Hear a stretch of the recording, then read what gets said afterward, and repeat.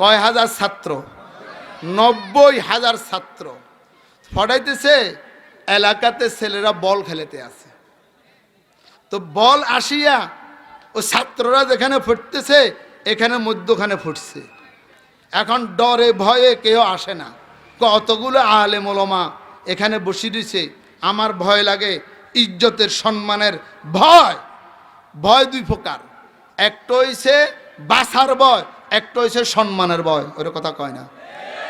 আমরা কুকুরকে ভয় করি বাছার জন্য, সাপকে ভয় করি বাছার জন্য, বাঘকে ভয় করি বাছার জন্য, আব্বাকে ভয় করি সম্মানের জন্য, আল্লাহকে ভয় করি ইজ্জতের জন্য। আরে কথা কয় না? ঠিক না ঠিক?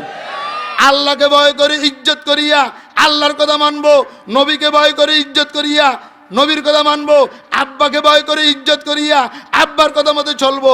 কুকুরকে ভয় করি তার কামড় থেকে বাঁচার জন্য, বাঘকে ভয় করি তার আক্রমণ থেকে বাঁচার জন্য। ইমাম আবু হানিফা সাহেবের দরবারে 90,000 ছাত্র। এই ভাই, আপনারা সামনে উঠা বসা করিয়েন না, ফরে করিয়েন, এগুলা সামনে দিয়ে হাঁটিয়েন না, এটা দ্বীনি মজলিস, এ সলেরও ওয়াজ হেটার কে হ্যাঁ সাবাস করে নাই।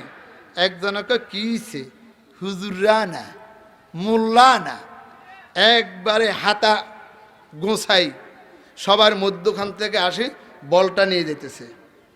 ইমামে আবু হানিফা রহমতুল্লাহ আলাই ছেলেটার দিকে তাকাইয়া বলে, এই সন্তানটা জারিবা, চারক সন্তান, নাউজুবিল্লাহ বলেন। সবাই আশ্চর্য, কো হুজুর তার বাপকেও চিনি তার মাকেও চিনি, অমুকে তার বিবাহ ঘটাইছে, আপনি যে জারক বললেন। তা আমি বলছি তোমরা তাহকিক করে দেখো আসলে কি। তিনজনের টিম করে দিছে, তিনজন তাহকিক করে দেখলো ছেলেটা বিবাহের আগে জন্ম হয়েছে। বিবাহের আগে কি সুসন্তান না কুসন্তান? আলেম ওলামা বিদ্বেষী যারা হবে, আলেম ওলামাদের সাথে বিদ্যাঙ্গুল যারা দেখাবে, আলেম ওলামাদের দিকে চোখ রাঙাইয়া যারা কথা বলবে, তাদের মৃত্যুর সময় কালিমা নসিব হবে না। আমি বলতে চাইছিলাম, কয় ব্যক্তির মৃত্যুর সময় কালিমা নসিব হয় না? নম্বর 1 সুদখোর, নম্বর 2 আলেম ওলামা বিদ্বেষী। 2 হাত জোর করে বলবো, আলেম ওলামাকে মোহব্বত করব, মাদ্রাসা মসজিদকে মোহব্বত করব, দিন শরীয়তকে মোহব্বত করব। কুওয়াতে নেকি না দারি বদমুকুন, আমি নামাজ পড়ি না তবে নামাজিকে ভালোবাসবো, আমি আলেম হতে পারি নাই আলেমকে ভালোবাসবো। আলেম ওলামা দিনের সার্জারি ডাক্তার, সিভিল সার্জন, ডাক্তারে অপারেশন করে 30,000 টাকা ভিজিট নিয়ে, আপনার ফ্যাটও কাটলো টাকাও নিল, এটা তাদের কাজ। ওলামায়ে কেরাম আপনার কোথায় কি দোষ? নামাজ পড়েন না, রোজা রাখেন না, হজ করেন না, যাকাত দেন না, জেনাবি বিচারি করেন, লুচ্চামি করেন, মিথ্যা কথা বলেন। ওলামায়ে কেরাম আপনাদেরকে জুমার মসজিদে ওয়াজে জায়গায় জায়গায় অপারেশন করবে, তোর এ দোষ, তোর ও দোষ, তোর ও দোষ, এগুলো অপারেশন করবে। আবার আপনারা ওলামায়ে কেরামের জন্য দোয়া করবেন যে হুজুরে আমার দোষ ধরে দিছে। এই না, দোষ ধরে দিলে তার বিরুদ্ধে যাব। কথাকে বুঝাতে পেরেছি আপনাদেরকে? কে কে কথা বুঝছেন হাত তুলে দেখান তো। আল্লাহ আমাদের সবাইকে কথা বুঝার তৌফিক দান করো। নম্বর 3, মাতা পিতার অবাধ্য সন্তানের মৃত্যুর সময় কালেমা নসিব হয় না, বলেন নাউজুবিল্লাহ। যাদের মা বাপ দুজন আছে অথবা দুজনের একজন আছে, আমি হতবাকাতা বলতে পারবো না আমার আছে।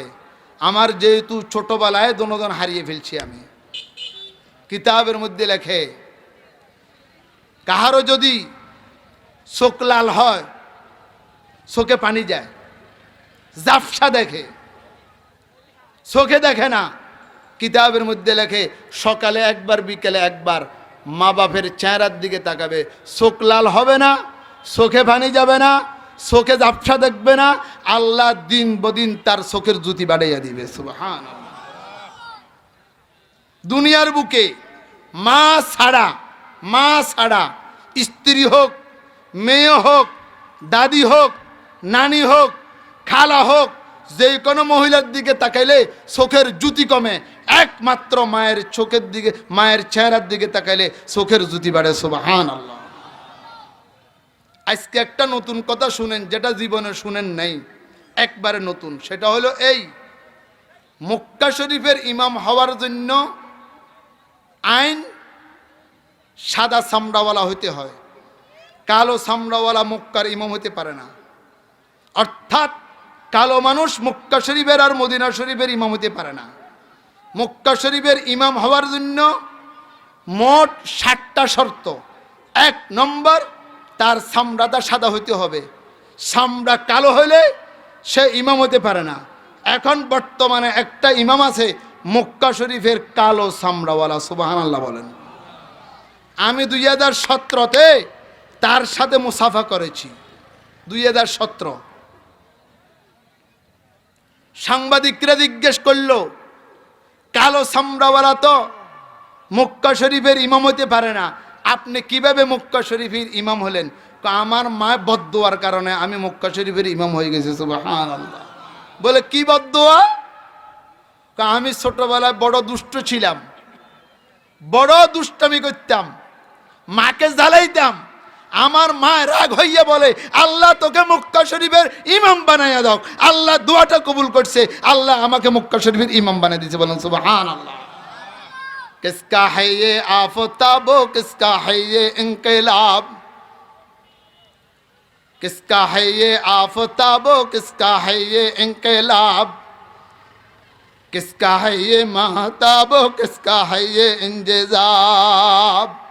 आकाश बातास कार, चंद्र सूर्य कार, যা করতেছে দুনিয়াতে কে করতেছে? আল্লাহ। কুলিল্লাহুম্মা মালিকাল মুলক তুতিল মুলকা মান তাশা ওয়া তুইজ্জু মান তাশা ওয়া তুযিল্লু মান তাশা বিয়াদিকাল খায়র ইন্নাকা আলা কুল্লি শাইইন কাদির। হ্যাঁ কে না করে, না কে হ্যাঁ করে? কে? আল্লাহ। এক কালো মানুষকে ইমাম বানাই দিছে, মা দোয়া করছে, আল্লাহ আমার ছেলেটাকে মক্কার ইমাম বানাইয়া দাও। আল্লাহ কবুল করছে, মক্কার আইন ভাঙ্গিয়া মক্কা শরীফের ইমাম বানাই দিছে। সুবহানাল্লাহ। দুনিয়ার বুকে যে কোনো দোয়া ফিরত যেতে পারে, মাতা পিতার দোয়া কখনো ফিরত যায় না। দুনিয়ার বুকে 3টা জিনিসের দিকে তাকায় থাকলে সওয়াব। 1 নম্বর, এই কোরআন শরীফের কালো কালো অক্ষরের দিকে তাকায় থাকলে সওয়াব। এক ব্যক্তি মারা গেছে, কবরে মুনকার নাকির এসেছে সুয়াল করার জন্য। সে ব্যক্তি কোরআন শরীফের এভাবে ধরে, আবার প্রশ্ন করলে এভাবে ধরে। মুনকার নাকির জীবনে কত মানুষকে কবরে প্রশ্ন করলাম, এই তামাশা তো আর দেখলাম না। গেছে মালিকের কাছে, আল্লাহ কি এক পাগলা, সে কথা বলে না, শুধু কোরআন একটা দেখায়। যা, তার কবর দাম মাফ করে দিচ্ছি, তাকে আর প্রশ্ন করিচ্ছে। সুবহানাল্লাহ। সে কোরআন পড়তে পারতো না। ওলামায়ে কেরামের মুখে শুনেছে কোরআনের মোহাব্বত। প্রত্যেক দিন এশার নামাজের পরে কোরআন শরীফটা হাতে লইয়া বলতো, হাজা কালামু রব্বি, হাজা কালামু রব্বি, হাজা কালামু রব্বি। আর এভাবে চুমো খেত, আর এভাবে বুকে লাগাইতো। আল্লাহ পাক এই উসিলায় আল্লাহ পাক ওই ব্যক্তিকে মাফ করিয়ে দিয়েছে। সুবহানাল্লাহ। নম্বর 2, যেই জিনিসের দিকে তাকাই থাকলে সওয়াব। কাবা শরীফের কালো গিলাফ দেখছেন নি আপনারা? আল্লাহ যাদেরকে মক্কা শরীফ নিচে তো নিচে, যাদেরকে নেয় নাই আল্লাহ মক্কা মদিনা যাওয়ার তৌফিক দান করুক। মনে চায়নি? কার কার মক্কা মদিনা যাইতো মনে চায়? হাত তুলেন তো। আল্লাহু আকবার।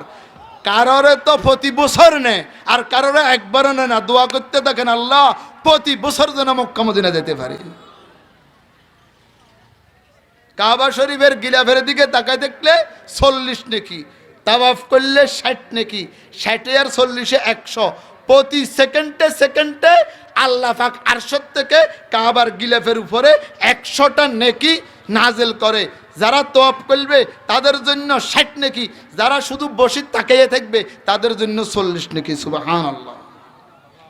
এই নম্বর 3, মায়ের চেহারার দিকে তাকাইলে, বাপের চেহারার দিকে তাকাইলে, তাকাইতে দেরি সাথে সাথে একটা কবুল হজ, একটা কবুল উমরা সওয়াব দান করবে। হজ করতে গত বছর লাগছে 7 লক্ষ টাকা, উমরা করতে 1.5 লক্ষ টাকা। কবুলের কোনো গ্যারান্টি নাই।